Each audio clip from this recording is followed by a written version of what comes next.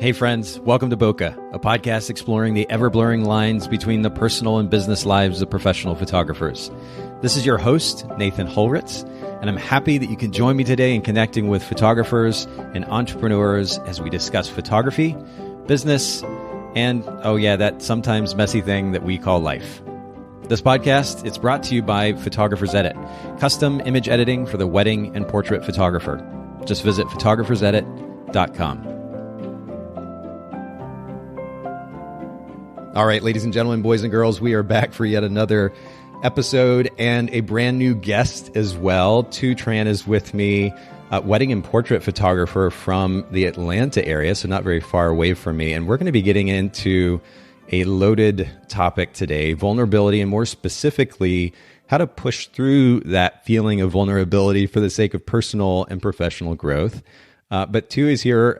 I wish you were here with me, Tu, but we're remotely having this conversation. Thanks so much for making time for the podcast today.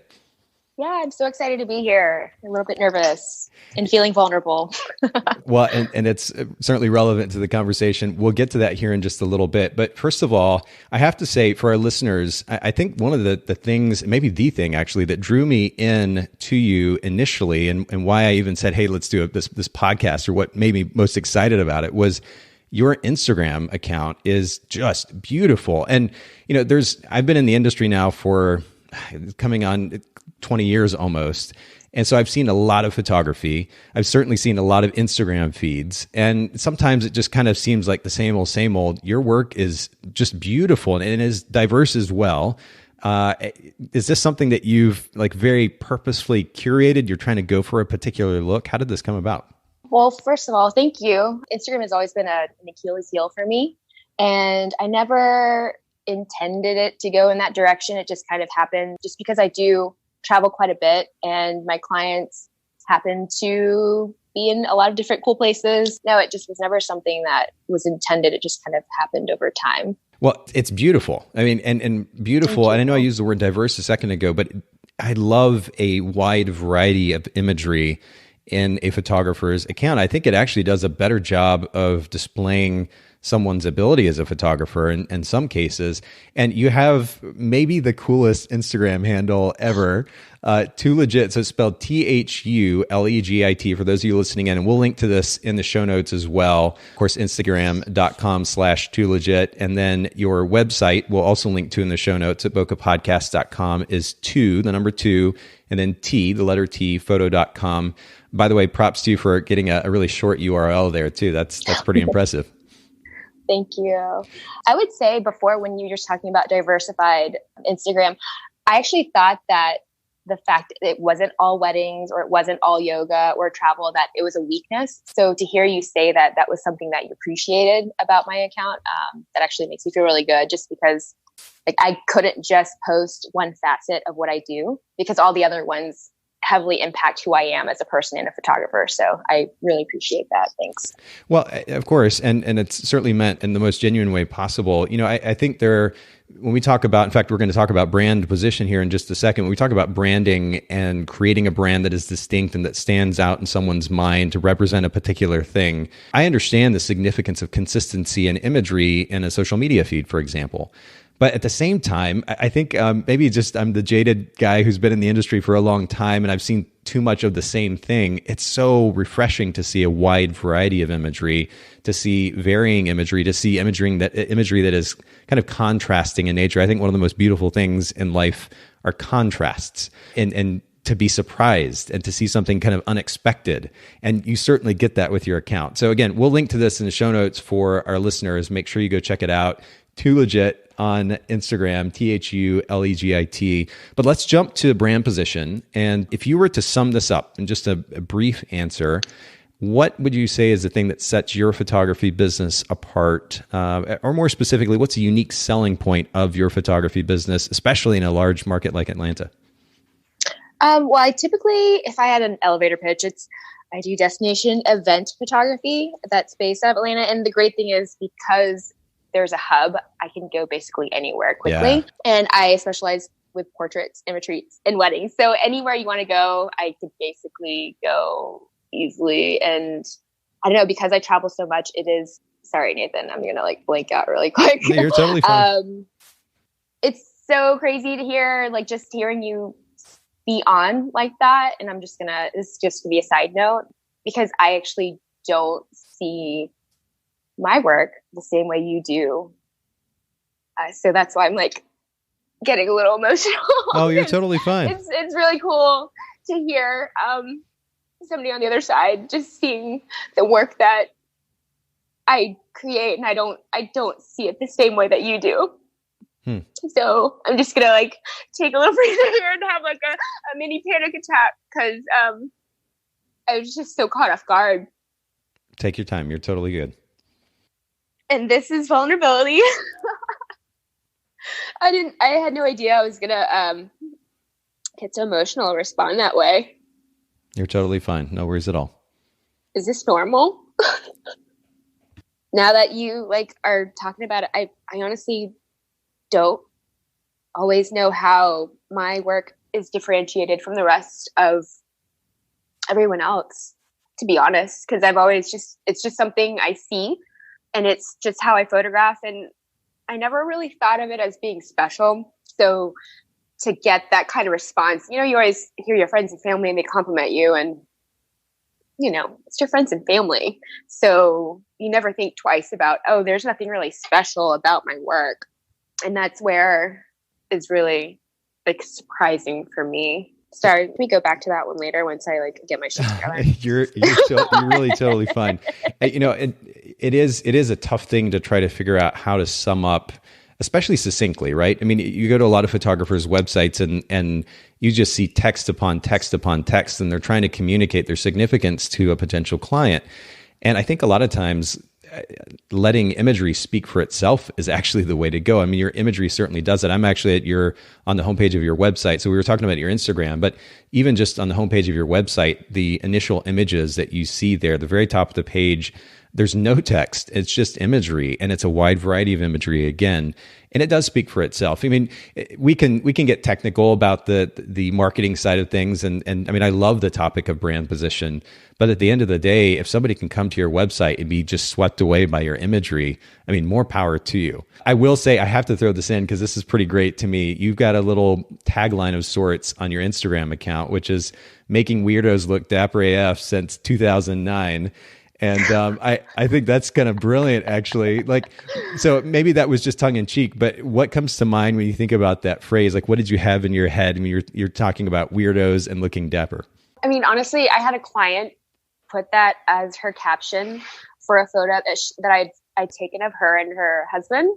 Really? And they are just goofy and awkward. And when she wrote it, I saw it and I was like, I need to steal that for my for my tagline, just because I loved it, and it was such a perfect way to describe them, and then how much pride I got from making them feel amazing and looking amazing, even though they felt really awkward. Mm-hmm. So I just kind of jacked that from them, to be quite honest. I wish I was the one who came up with it, but yeah, they actually had that under their tagline. So, well, if you're to ever put text on the header of your website, I would run with that because that's pretty brilliant. Thank you. But let's go ahead and go to the next question. I'm curious. I mean, you've been in business then apparently since 2009. In that span of about 10 years or so, what is one of the most important lessons that you've learned? Or put the other way, I mean, you talked about elevator pitch a second ago. If you had an elevator ride, 15, 20, 30 seconds to communicate to a fellow photographer, the most important thing you've learned as a business owner, what would that be? I would say learn to create a system for yourself early on. Okay. I found that there's a lot of trial and error once you start, and sometimes it's just trying to keep all the plates spinning.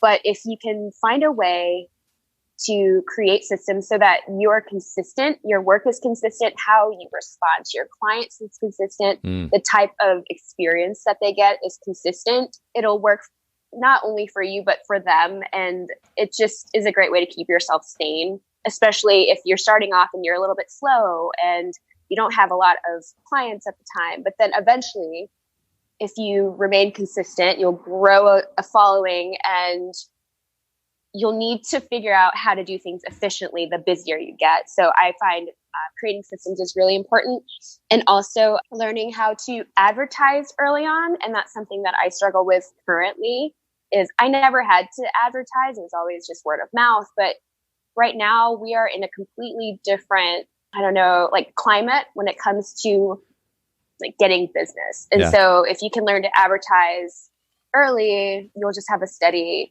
flow of income, steady flow of people seeing your work. Cause that's really what it comes down to, is getting your work out there and letting people know that you even exist. Cause what my struggle is like, oh, I feel like I do great work, but because I wasn't getting a lot of inquiries, it was making me feel terrible about myself and about my company. And it has nothing to do with that. It's just the fact that if you're not reaching eyes, then nobody knows you exist. So advertising to me is another key ingredient to building a successful business. Wow. Okay. So I have a couple of follow-up questions here. One, you talk about systems. Are you naturally a systems person? Like, do you have a background in developing workflows? No, I am a cluster. That is why I find this so helpful, because I'm like, well, please just learn from me, because I have done it the wrong way for a very long time before I realized that something needed to change. And so my fiance he does IT. He is a very systematic person. And I just have learned through seeing how he operates, what works and what doesn't work. Yeah. And so no, I am not naturally a systematic individual. Literally every single day I get up, I do something different. I don't even brush my teeth first thing in the morning. Yeah. Sometimes I'll drink coffee and then I'll brush my teeth. Yes. And so no, I'm not naturally like that. Hey, you don't want that toothpaste flavor in your coffee, right? I mean, unless you want minty flavored coffee. Right. So I like a mint mocha every once in a while. Fair. Okay. Well, but this is interesting to me, because you're not naturally systems oriented. How do you, I mean, for I think a lot of, if not most of the photographers in our industry, the idea of structure and systems and workflow, it sounds so nerdy and just antithetical to their personality. How do you maintain that sense of artist, kind of free thinking, free flowing artist type, while simultaneously implementing systems? Okay. So I'm going to just give it to you straight. I am not great at it, and I know it, and it's okay. But I realize, okay, I struggle with it all the time. And so sometimes I will revert back, and then I will just be so angry at myself for not keeping with my system, because I realize every time that I don't do those same things over again, there's like a stream of 4-letter words that go through my head. So honestly, it's just trial and error, and you keep going back to it until you realize, like, if you keep continuing the same cycle of madness, then I mean, well, consistency. I mean, consistency in the things that work, even if it's just a few simple systems, it really can make all the difference in the world in moving your business forward, right? Right. So that's the thing. I find actually you get more freedom the more systematic you are, because you don't have to worry about, okay, what's next? You know what's next. Right. So if you know what's next, then it gives you the ability to be creative in other facets. It gives you the freedom to do whatever you want in this specific amount of time that you have, because you know, like, okay, from this time to this time, I'll be working on like, email. And from this time to this time, I'll be working on editing, or like trying to outsource my editing. And then once you have those things in place, once you know what you're doing, then you have so much more freedom and options in the free time that you have, because you've had those other systems in place. 100%. Same words over again.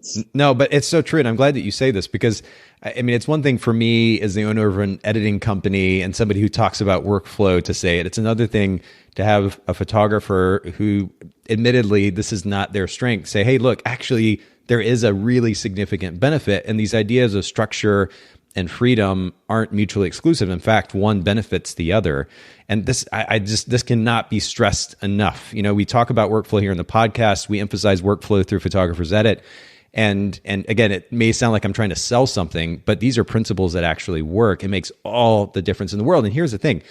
You can flex and flow with it. I mean, a funny example, you and I were actually talking just briefly before we started recording about the outline for this podcast. And I've broken the fourth wall previously. I've let our listeners know that I do send an outline to our guests ahead of time. I do that for the sake of making your listening experience, you, the listener, the listening experience as smooth as possible and as impactful and valuable as possible. But what I tell our guests is, hey, that structure is there. It's meant to give us flow and direction, but we can break away from that. We can follow a rabbit trail. And we can go down, we can go on a tangent. And that, I think, is very relevant to the conversation here. And that, yes, setting up structure, it helps us with the flow. It helps us get that end result we're looking for.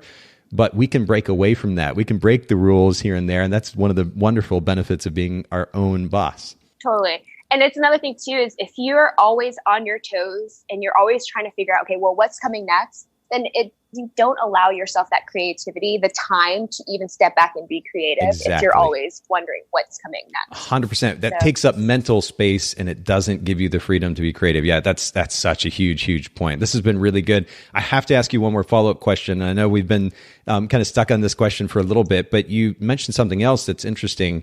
You talked about advertising. And I wonder if you could just briefly sum up how you've gone about advertising, because this is not something we've talked about a ton on the podcast. Right. So I met this girl recently. She's just a friend. She's only been in business for 3 years. I've been in business for 10. And she was just talking about how she was booked 30 weeks out of the year. And I was floored because I was like, what is she doing? And there was a part of me that was like, man, she must be amazing. And she is. She's wonderful. But I wanted to know why I wasn't booking 30 weddings a year. Like, what is the disconnect here? And when I asked her, I was like, how are you getting these weddings? She's like, oh, yeah, I advertise in the Knot and all these other, she said, the Knot, maybe even Facebook. But I had to step back for a second because for the longest time, I've always seen and heard people advertising on different websites or, Facebook or Instagram. And I never thought that I ever needed to do that. I think part of me wanted to believe like, oh, I'm too good for that. I don't need that. My clients send me word of mouth referrals. I don't need that. And it came to a point where I started getting anxiety at the beginning of the year when I only had 6 weddings booked. And I had to really swallow my pride because, at the end of the day, if people aren't seeing your work, if people aren't seeing my work because I'm not posting enough on Instagram or sharing it or even getting my name out there through other advertisement streams, then how are they going to find me? Especially when there's so many other photographers putting in the extra time, money, and work to get their name out there. So I actually I put my business up on the Knot. I literally felt like I paid for, I think, just one of those featured vendors, and I started getting bookings from that. And I can just tell you, like, when I was giving her my credit card information over the phone, I felt like I was at the edge of a cliff about to jump off, which doesn't make any sense at all because I was sweating. I was giving her my credit card information and I was scared because I didn't know whether or not I was going to get any inquiries from it. I didn't know if all this money that I was going to put forward in hopes that I would get bookings would pay off. And just feeling that vulnerability and that fear made me want to lean into it a little bit more. Just because there's always that saying, okay, if you're scared, it's for a reason, and there's no growth without feeling that sense of vulnerability. So I gave her my card and I booked literally like a week after that. So, well, and I have to jump in because I would actually push back a little bit and say there's no growth as a result of that fear if there's not self-awareness, right? If we're not aware of where that fear is coming from and understanding the psychology that drives it, and then making personal adjustments if necessary. Because sometimes fear, it's a thing that for whatever reason I guess I can point to the reason or reasons, but I've struggled for the longest time with fear of turbulence flying. And this is something, I love to fly. I'm like a kid in an airport. And, the process of taking off this massive thing, is taking off and it's carrying hundreds of people into the air. It's just an incredible concept and experience. But there are these nerves that come along with at least significant turbulence. The fact that my son and I were just flying into Atlanta yesterday for whatever reason, the pilot decided to dive right into this massive rain. Just huge rainstorm right over kind of the Atlanta area. And we jumped around in this plane like it was a ride at a fair or something. It was crazy. And that made me nervous. Of course, the reality is that planes not going to crash. These planes can undergo way, way, way more stress than we were certainly going through in that storm. And there was little that I needed to actually worry about, but there's fear innate to that. I can understand and work on understanding the psychology that drives that, make adjustments. I mean, we're talking about vulnerability today, and there's fear associated with this concept of vulnerability. And I think it's really important for the sake of personal growth to understand where that comes from, because then that means that we can actually make a change that can help minimize that fear, right? Right. And you know what?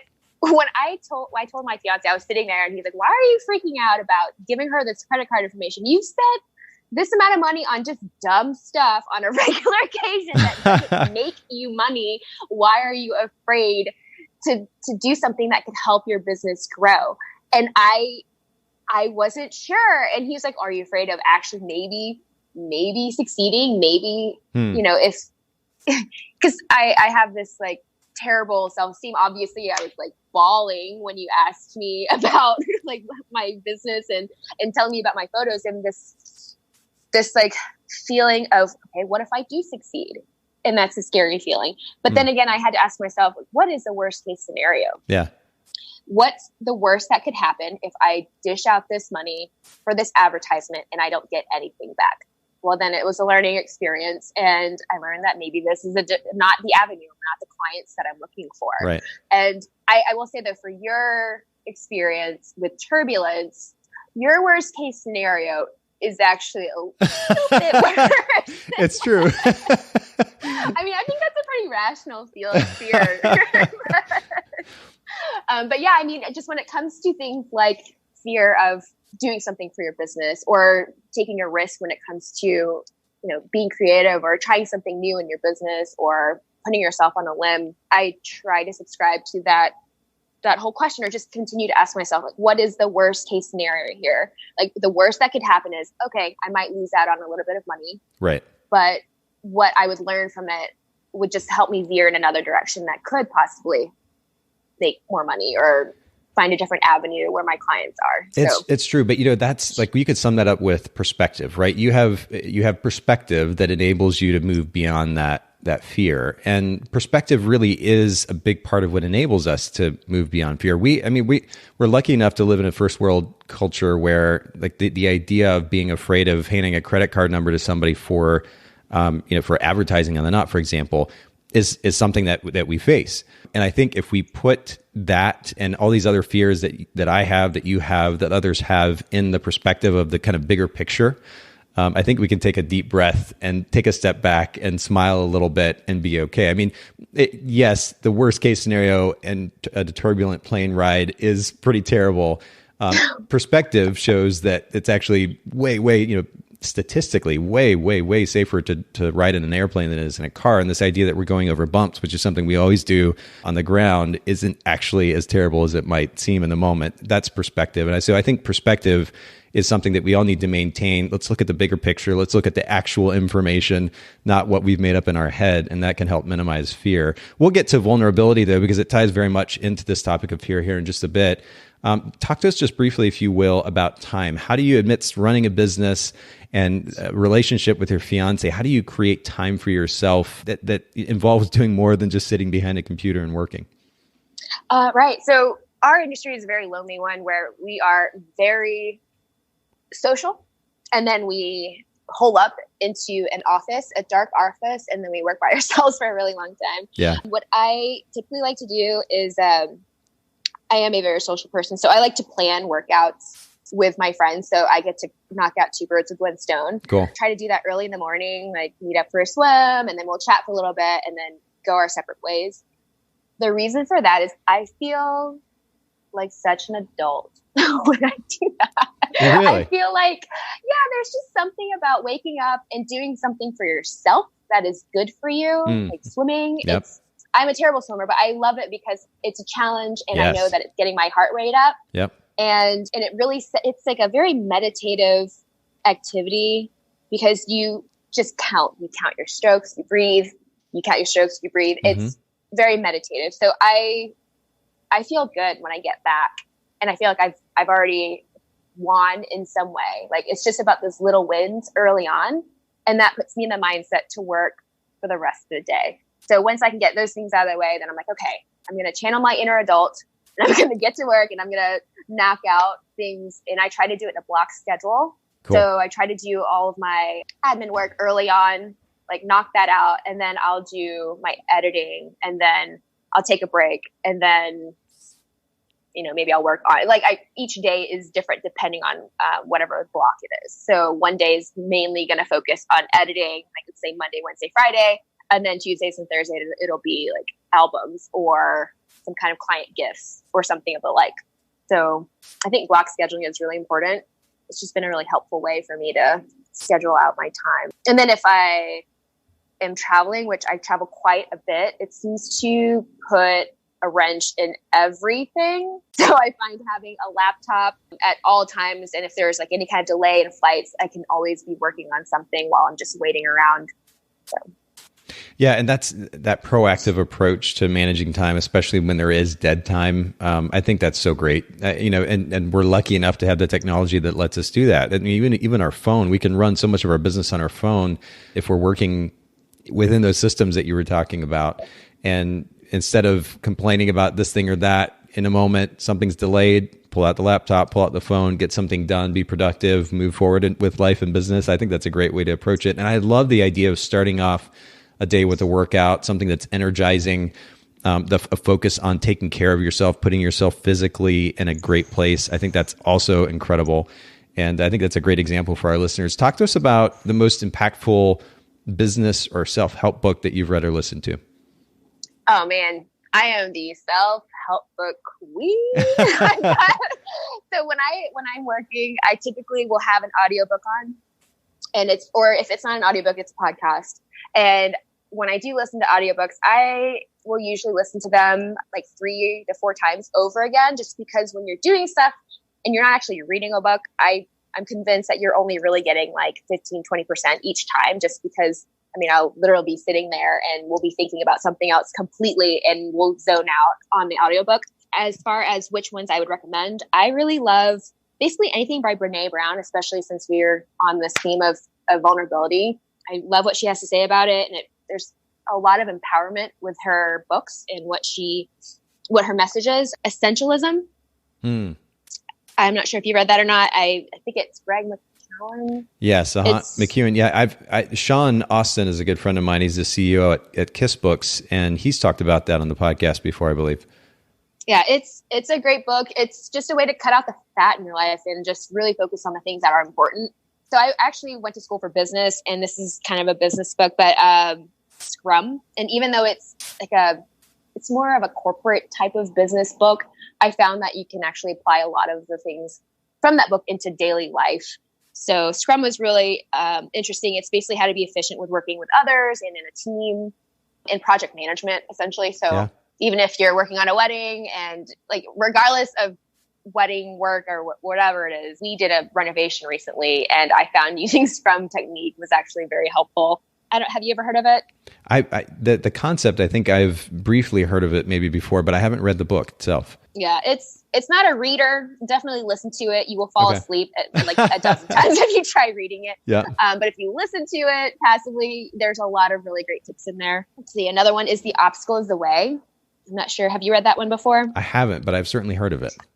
Yeah, it's a great book, and it's something. It's a book that really taps on using adversities to your advantage. So if something happens and it's negative and you're reacting to it in a way that, or let's just say something terrible happens, it's a way to look at it and turn it on all faces and see how you can learn from that experience.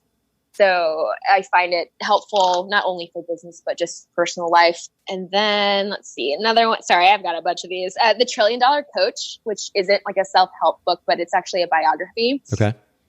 About this guy, he's incredible. And what I took away from reading The $1 Trillion Coach is that sometimes it's not about how well you are, like how good of a business person that you are, but how good of a person you are. And after reading it, it made me want to be a better person. Wow. So it really focuses on how you make other people feel. And yeah, it's really sat with me in a great way and has kind of changed my perspective and how I want to conduct my daily life and how I just want to be.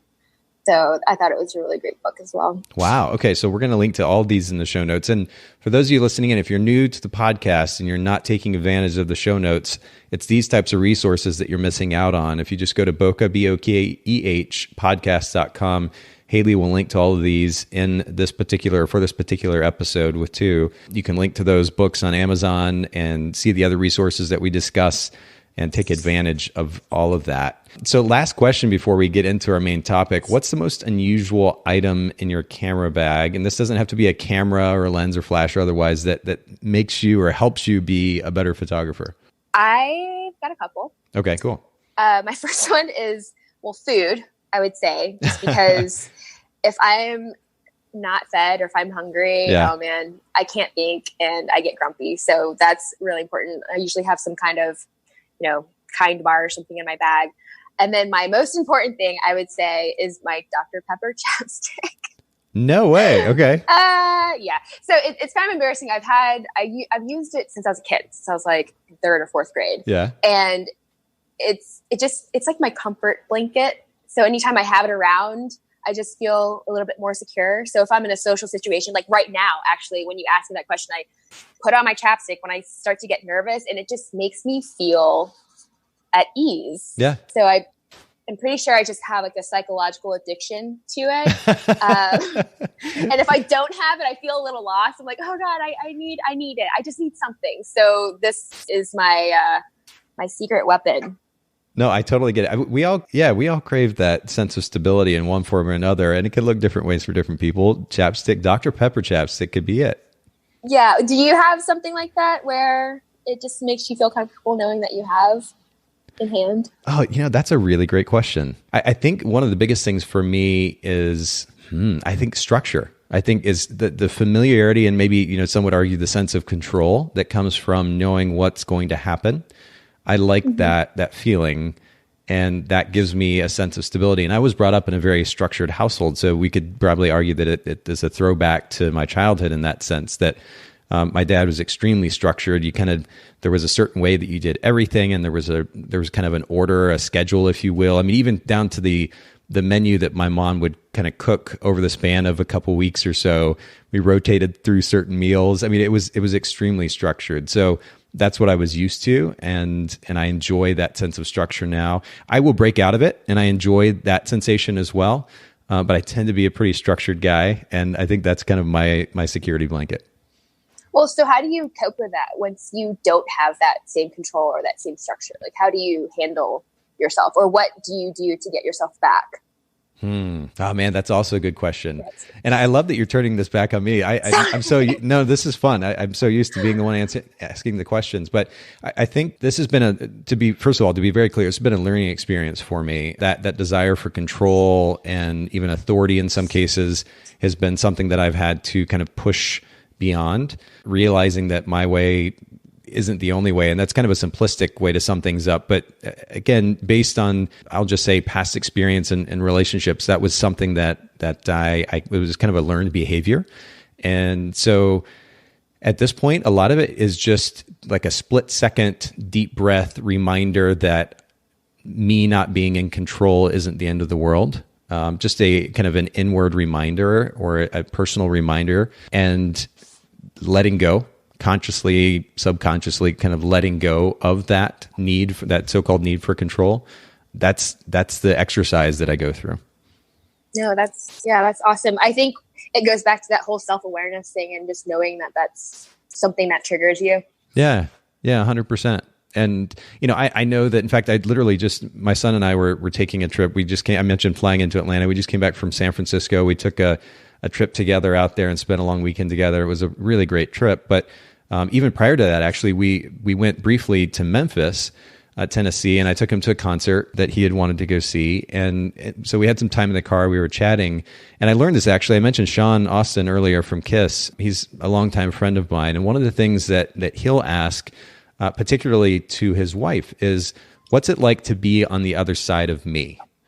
And I think that's a really great question, because even as self-aware as I might feel like I am, I know that there's still a cloud of sorts, right? I don't know the actual version of being on the other side of me. And so I asked my son, hey, what's it like to be on the other side of me? Because I want that kind of feedback. So I think learning psychological principles, understanding how and why we behave the way that we do is really, really important. I've mentioned a number of times before in the podcast, Tony Robbins' Reawaken the Giant Within, I think is a book that pretty much and anyone should read. It's only about 100 pages long. It's a free ebook you can download, but it deals with psychological principles that kind of drive human behavior. And if you understand those, it's very freeing, it's enabling. But the reality is you still don't have 100% accurate view of what it's like to be on the other side of you. So also having relationships with people where you can ask that question, hey, what's it like to be on the other side of me? And it can encourage that self-awareness as well. Yeah, that's brilliant. I had a recent conversation with a friend, and we were talking about self-awareness and how a lot of times, like, yes, you could never really know how other people view you. You can only know what your intentions are. And once you've really dialed in on what are your actual intentions, like what are you trying to convey and what is the meaning behind it, I think just knowing that for yourself gives you that self-awareness, because even if somebody else mistakes something that you say or do for, something completely different than what you intended, at least at the end of the day, like, I meant to say this, to be this way in a positive way. And regardless of what anyone else says about you, like, you just have to be okay as long as you know what your intentions are. Like, what anybody else says doesn't really matter at that point, Yeah, I would say that's true to a point. Of course, the reality is we're still in relationships with people who may or may not understand what our intentions are. I think one of the coolest places to be in a relationship, especially with a significant other, is with somebody who can trust your intentions.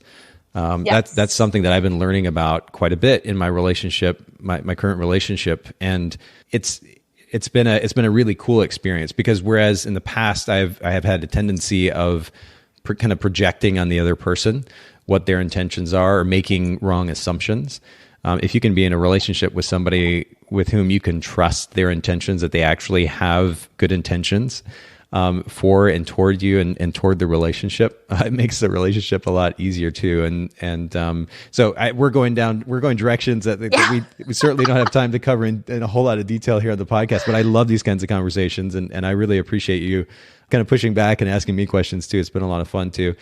Let's actually get into kind of our primary focus today, and we've touched on it already, but this idea of vulnerability. And I have to say, I mean, speaking of covering topics that we only have so much time for, I know that we're only going to be scratching the surface today, but it has become, this idea of vulnerability has become a talking point in our industry and in our culture in the last couple of years or so in particular, largely thanks to Brené Brown. And it's almost a cliche thing these days to talk about being vulnerable.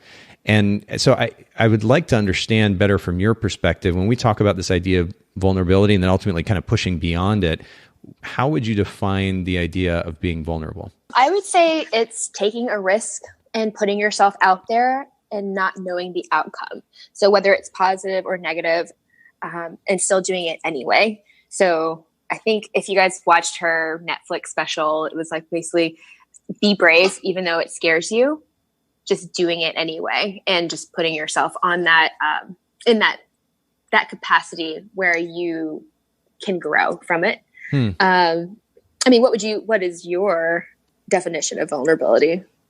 I think for me personally, it would be putting something out there for which I'm afraid I'd be judged for. I like it. Actually, I think I like yours better. Well, but I think all our perspectives are going to be different. But I have to ask you, because this has been, I haven't watched Brené's Netflix documentary yet, and I'm certainly interested in doing so. I watched at least part of her TED Talk. She does talk about, I think she's maybe even used that word brave in her TED Talk as well. Mm-hmm. We mentioned earlier the significance of perspective and how that can shed light on something like fear and certainly on vulnerability. Do you feel like bravery, that the so-called need for bravery, like when I think about bravery, I think about, a soldier going into the middle of a firefight to save a fallen friend. And we talk about bravery in our society in a largely different context. I wonder if our felt vulnerabilities would be in some way kind of not minimized in the sense that we are less significant, but minimized in that we would feel less vulnerable, we feel less fear.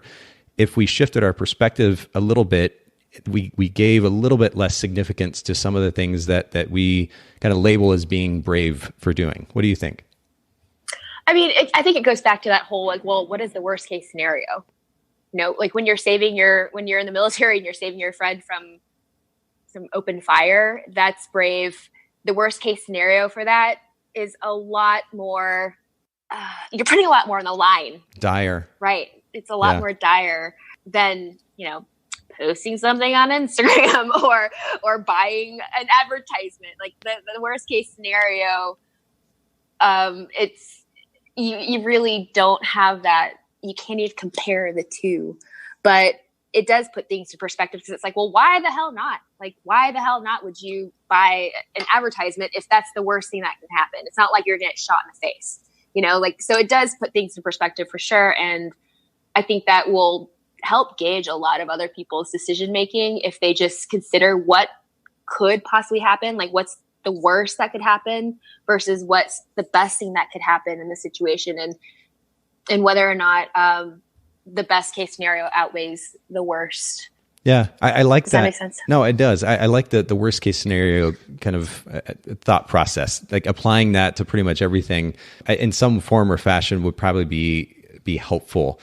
And the reality is we all deal with different insecurities, different fears, and as a result feel vulnerable in different ways. And these questions of the significance of those vulnerabilities, I'm certainly not meaning to minimize anyone's. I mean, I have my own that just sound ridiculous in and of themselves. But I also wonder if in our culture we would be more, to borrow yet another cliche word, empowered. We would feel more empowered, able to do what we're actually capable of, if we maintain a certain level of perspective when it comes to vulnerability. Again, kind of a conversation in and of itself, but I would love to understand, and by the way, I'm glad to kind of jump in here too, but just for the sake of balance and conversation, but when you talk about feeling vulnerable to, what is it that makes you feel vulnerable, more specifically in the context of your photography business, and why is that? I would say just being in business for as long as I have and wanting to stay in my comfort zone. To me, being vulnerable is getting out of that comfort zone and doing something that I wouldn't normally want to do. I would feel scared, or there's just a lot of uncertainty involved. Uncertainty. Yeah, that's a key word for sure. Yeah. And especially, and when you do bring up the whole military thing, you're like, oh, it sounds so silly to think about how, if you're comparing the two now. But I would say just putting myself out there, social media, like that kind of thing, like not knowing what kind of response you're going to get, and then feeling narcissistic too, because you just don't want to even share that much information about yourself because you're wanting your business to thrive, and then having to look past the fact that, it's an app. We're allowing this app to control our self-worth, because there's a lot. It's the term codependency. Yes. Yeah. So that is a term I find a lot of people don't necessarily understand, or for me, I use it in the sense that I am codependent on my company to make me feel like I'm worth a damn. And I know that. And I think just looking at that and staring that in the face is a sad and scary thing. And to recognize, like, okay, these patterns and these behaviors are unhealthy, but having to admit that that I have that, to me, that's vulnerability. And like realizing that this is unhealthy is being vulnerable. So, well, you were just vulnerable in admitting that on air. I mean, this is a podcast that's going to go out to our industry, and the fact that you're willing to admit that, in my mind, that is definitely an example of vulnerability. Yeah, thanks. But yeah, it's just one of those things. I think a lot of creatives and a lot of photographers feel that way though about their work and about what they do and how they conduct themselves in their business. Like, we get a lot of self-worth out of it, and whether or not a client is excited after they get a gallery, or whether or not you get enough likes, that is a codependent relationship that is so unhealthy. And just realizing and recognizing that, like, it really does shift that perspective. And that's, that's kind of this whole, again, it goes full circle, like you have to realize and shift your perspective and have that self-awareness and understand that, okay, these behaviors are unhealthy. Like this way that I'm thinking about myself, this way that I have this expectation that these, likes or whatever are going to make me feel more worthy. It's eye-opening. And then, I don't know, it's tough. It's hard to be a business owner, and it's hard to connect all of these these people that aren't even like actually a part of your life. Like, how are they making you feel so terrible about yourself? So yeah, it's tough. It is tough. And I mean, I'm not a psychologist by any means. And so I'm only going to be able to comment so much on this topic, but I can certainly relate to the role that you're talking about codependence playing in your life. This is something that I've struggled with more so in the context of relationships. And it's something that I'm actually continuing to work through, because I realized that I was seeing, or that I was looking for significance or approval actually through the approval that I was getting from the significant people in my life. I was allowing my worth to be decided. And I know that it's easy to give that type of value, not only to relationships, but to something like social media. And like you said, I think it's good actually that we laugh at the ridiculousness of the notion that this is just an app. And that little heart button, or that little heart icon next to that image, that is just a like. And somehow the fact that we get a certain number of likes matters enough that we let it affect our self-worth. If we maintain a certain level of self-awareness and that perspective, it will help minimize the significance that we're giving to that experience and ultimately our self-worth. And we can pull ourselves away from that codependent behavior. But I'm glad that you brought that word up, because this is something to be considered for sure. And again, to be vulnerable as we're talking about. I mean, I have a book on my Kindle right now dealing with this very issue of codependency. I haven't read it yet, so I won't recommend it yet. But this is something that I've struggled with, so I can relate in that sense. But let's actually delve into this. I mean, social media, whether we're talking about Instagram or Facebook, are there other ways in which you have felt vulnerable? I mean, when you're talking about putting your work out there on Instagram, let's go back to the question that you asked earlier. What's the worst that can happen, and what were the fears that you were feeling despite that reality?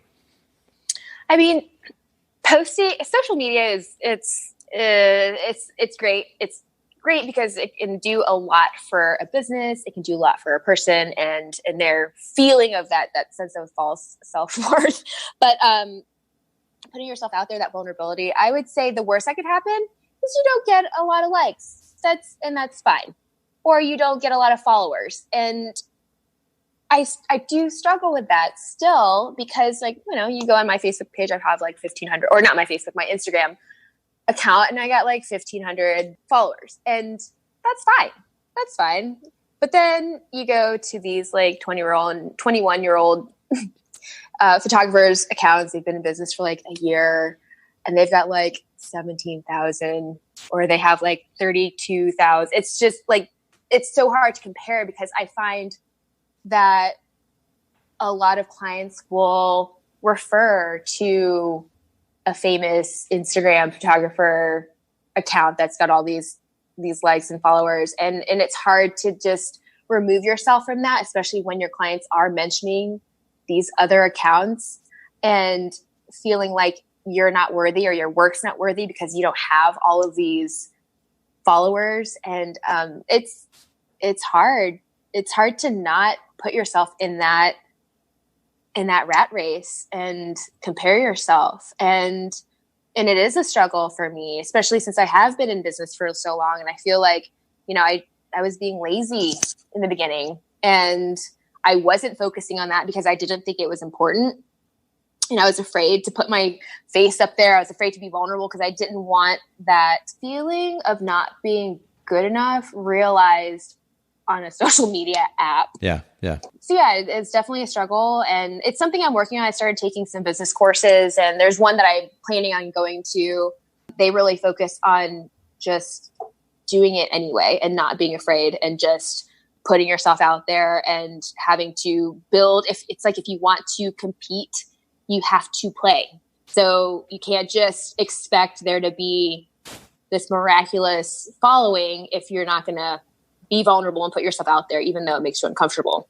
So would you say, I mean, because I want to make sure too that our listeners, because for example, this topic on vulnerability in social media is a big one. It's one that I think many people can relate to.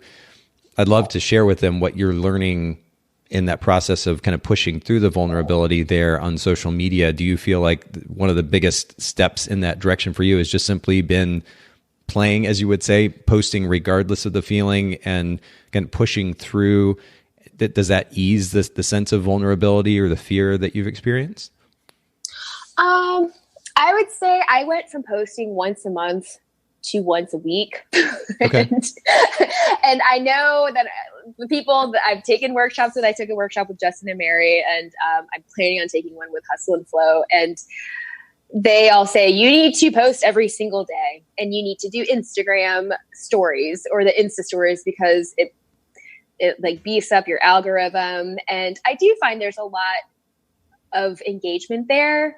And I do feel like there is a sense of inflated sense of self. Actually, it's weird to get that interaction and be like, oh, people are actually engaging with me. This is really cool. And then I want to shut it down though, because I'm like, no, this isn't real. But I am finding, the more that I post though, I am finding more engagement. And the more I don't worry about what people are thinking and I just post whatever I feel like posting at the time. Yeah. I get more, I hate the word, authentic interaction. And people are finding that, oh, like, this is interesting facts I didn't know about you. And they become, I wouldn't say like evangelical, but I do start to book more the more that I post, just because I'm not sure what it is. I don't know if it's because, I don't know.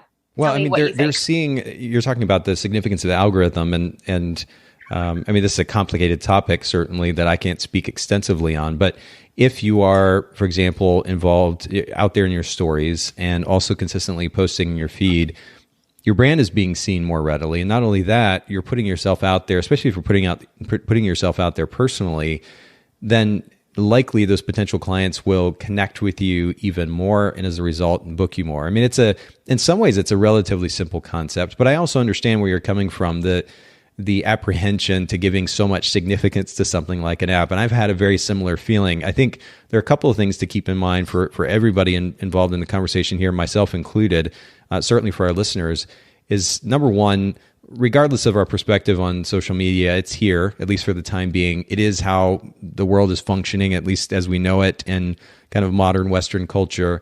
And so, and much of Eastern culture for that matter as well. And so if we're going to just kind of turn a blind eye to that reality, we're going to miss out. So now the question is, how do we actually engage on the platform? And a lot of that should be driven. I mean, it's easy to get carried away looking at somebody's popularity based on numbers. But the real question at the end of the day is, like, what are we trying to accomplish with our personal life? How does that then affect the business model that we're running? And our social media should simply support that. And really that should be the gauge by which we determine our success on social media and little else. I mean, it's easy to compare. Even if, the reality is Instagram's been talking about this idea of taking away visible likes, and hopefully that will help encourage more organic engagement. The reality is they're still going to use engagement with those posts to determine what is being fed to the viewer. And so I don't know how much that's going to actually affect things, but it in the end, it doesn't really matter. If we're doing if we're actually following through on the goals that we've set for our personal life, which again should then determine what we want for our business, and then our behavior on social media should follow suit. And if that is being done, it's being done consistently, and we're getting end results, which is clients, and we're making the money that we need to, that's actually what matters. So our goals should determine our our sense of success and little else. What do you think? I love it. Thank you. I wish you could just ask yourself these questions because I'm like, you're answering them so much better than I would. Oh, no. This conversation is, no, but it's all about conversation. And I really do love the format in that sense. You and I talked actually before we started recording about the various areas that you felt vulnerability in your photography business. You did mention social media, and we've touched on that. You also mentioned criticism. Talk to me a little bit about criticism. Yeah. So that's another thing that has been tough for me. Just when you've been in business as long as I have, like 10 years, not everything is going to be sunshines and rainbows. I mean, there's going to be a lot of that great feeling where you're like, wow, I really did something great for these people and they love it. And I feel so good about myself. And then sometimes you'll have somebody that won't necessarily be happy with whatever you got or whatever work that you provided them. And dealing with that is really difficult as a business owner, just as somebody who loves what they do and puts their heart and soul into it. It's hard to get any kind of criticism. And I've had to deal with that recently, and having somebody put or post like a negative comment or like a negative review, it's heartbreaking to read. And it's heartbreaking to know that you put everything you possibly could into it. And at the end of the day, like, you still couldn't do what they wanted, or they still couldn't provide the service or the type of work that they wanted. Mm-hmm. And, you know, it is heartbreaking, but also it's taking whatever they said and shifting your perspective again. And it's that whole like obstacles way thing where, okay, you look at the situation, it's like, okay, what are they saying here? Like, what could I have improved? Yes. What could I have done differently? How can I take this and, you know, build different things into my contract because this was a bad experience? Or right. How can I, you know, better serve my clients next time? And it's being open to that. And it's also, you know, just taking away that ego and puffing up and being like, well, I could have, you know, and just blaming them for why things weren't great. I think sometimes you just have to be willing to look in the mirror and say, well, what could I have done better? Yeah. And to this topic of vulnerability, that process of saying, all right, you know what, I may have screwed up. That feels vulnerable, certainly.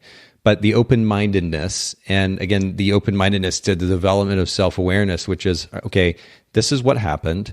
This is an area that I could have maybe improved on. Or we could even go to the extent of maybe after we've taken time to explore how in this particular scenario, we may have been able to run our business a little bit better.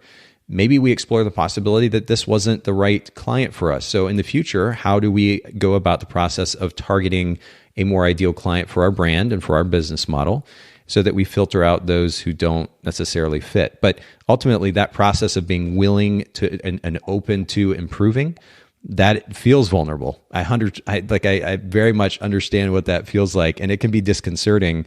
But I think you've beautifully summed up both the challenge, which is the feeling of vulnerability through criticism, certainly the vulnerability involved in the solution though as well, which is, okay, I may have screwed up, but here's how I can do better and how we can move forward. Because it's easy to get stuck on something, especially if somebody criticizes what we've done, right? I think you've presented just really wonderfully a way that we can proactively move beyond that. Speaking of letting go, so something else that you shared with me before we started was you felt vulnerability through the process of letting go of control of your editing and outsourcing that to somebody else. Talk to me a little bit about that.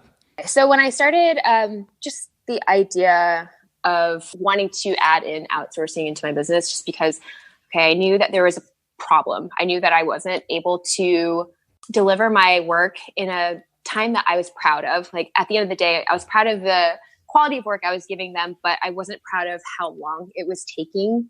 And I think just evaluating that, the fact that I wasn't proud of that, I needed to change something. And so that's why I decided to outsource. And there is vulnerability in that, because you have to realize, like, there's something that I'm not doing that's perfect.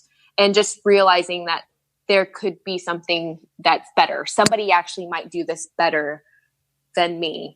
And that's a hard pill to swallow. Yeah. Realizing that you aren't doing something as well as somebody else. Like, that's not easy to admit. And so that's when I decided, okay, I really need to do something different so that my clients have no reason to complain, or they have no reason to feel anything but like excitement and joy versus like, when you're waiting for something, there's that anticipation and that anxiety. And I had a client say to me, well, oh, I wasn't sure if I looked terrible in all the photos and you had to edit them all and Photoshop them all. And that's why it took so long.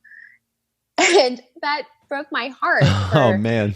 To hear that, because if those are the things that's going through her head, I mean, I would hate for her to feel that way. And so, so that's why I was like, okay, I really need to outsource now, because like, if it's taking me this much time just to get their images out, and they are having all these thoughts go through their head, then, I can do it better if I can be a better business owner, if I just trust somebody else to do that job for me. And again, the vulnerability innate to that conversation is, as you were alluding to, somebody might be able to, in this context, do a little bit better job than I can. And to be very clear, I mean, the reality is we can all learn how to do Photoshop and Lightroom in one form or another, right? The other kind of part of this equation is that maybe the time is just simply better spent elsewhere instead of in the computer, on Photoshop, or in Photoshop and in Lightroom, and processing away for hours and hours and hours. And to be clear, even myself owning an editing company, I think that processing images in Lightroom can actually be a lot of fun. I mean, Lightroom 8 has given us so much control over this process of editing images, creating presets. It's a really cool setup. It's fun to play with, but that's not helping me be a better business owner at the end of the day, especially when it comes to my overall and my value set and my business model. And that is, again, really important for all of us to go back to. Is this actually benefiting the greater good? The greater good being our overall goal set in life, and as a result in our business. And that's the question to ask. And if it doesn't support that, then the process of giving up your image editing to somebody else, it can feel extremely vulnerable. The reality is that there is someone or some people out there who could take great care, whether that's Photographer's Edit or somebody else, can take great care of that image or those images, and you can then focus your time on other things that are going to actually help build your business. So I appreciate you sharing your experience on that. One last thing that you touched on with me earlier, not just letting go and outsourcing, but then letting go and booking. Talk to me about what you were alluding to there in this process of booking. How did you feel vulnerable? Well, when we were discussing advertising, and that was a huge part in just like this is the thing. Okay. So when you're in business for 10 years, you ebb and flow. There's times where you feel great about what you're doing. You're booking a lot. You are in like a flow where you can knock out a bunch of work quickly, and you just feel good about yourself, the quality of work that you're putting out there. And then every once in a while, you'll hit these road bumps where you're like, well, I could improve here. I can improve here. I'm not booking a lot here. Well, this is where I can improve. And I think letting go of the idea that I'm just going to let things fall in my lap, and I'm just going to trust that my clients are just going to, refer me out, and word of mouth is going to pay my bills. And it's not always the case. And so that's where the advertising thing was back in play, where I decided to advertise. And that was a big deal for me. And was the vulnerability there feeling like you weren't good enough for people to just naturally refer you? Like you had to actually put yourself out there and put your brand out there? Right. Because you want to rely on because when I first started, I relied on Facebook, and that's how I got all of my clients. Is I would post something on Facebook, and then I would tag whoever was in it. And next thing you know, I'd have like 3 or 4 people ask about whether or not I was available for their date, or if I did, family shoots. And that's all I had to do back in the day. And then from there, it just kind of spiraled out, and then their friends would refer me. And so I didn't even have to post on Facebook as often anymore. And so at some point though, that starts to die down. All of your clients and their friends, they're all reaching a certain age where they're not getting married, they're having kids. And then at some point I felt like I hit a dead end, and I was like, well, I'm not getting any more. Not anymore, but I'm not getting very many clients anymore. So I don't know what to do here. And I was just relying on my old ways to get clients, and it wasn't working. Yeah. And that's when I was like, okay, well, there needs to be a change. That's when I started to try to beef up my Instagram and try to post more and do more stories. And that's when I also started to advertise. And that's when I saw a shift.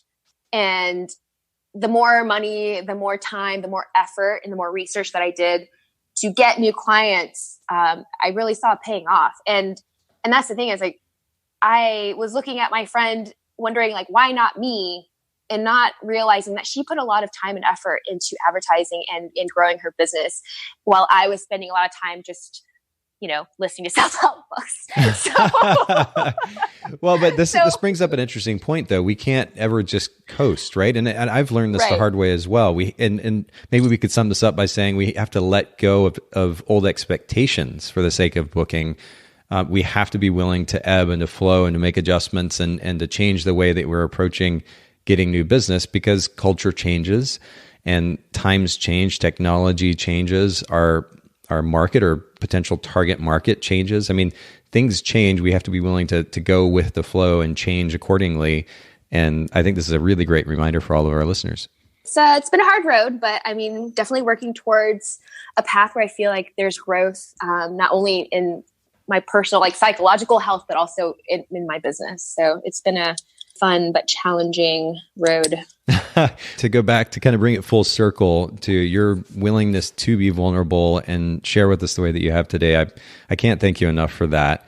And I think there's so much for our listeners to take away from this conversation. But maybe just in summation, will you remind them where they can find you and follow you online? Maybe, ironically, you'll get a few more followers as a result. Yes. So my website is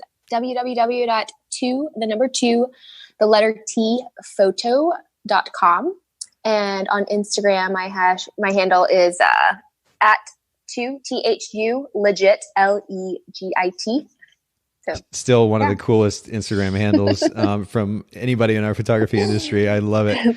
Thank you so much for making time to share with all of our listeners here at Bokeh. Thank you so much for having me. Thanks so much for listening to the Bokeh Podcast today. Will you let us know what you think by leaving a review of the podcast in iTunes or maybe in the Apple Podcast app? And I'd love to hear from you personally with your thoughts about the podcast, maybe suggestions about future topics and guests for the show. My direct email is nathan@photographersedit.com. The Bokeh Podcast is brought to you by Photographers Edit, custom image editing for the wedding and portrait photographer. Just visit photographersedit.com.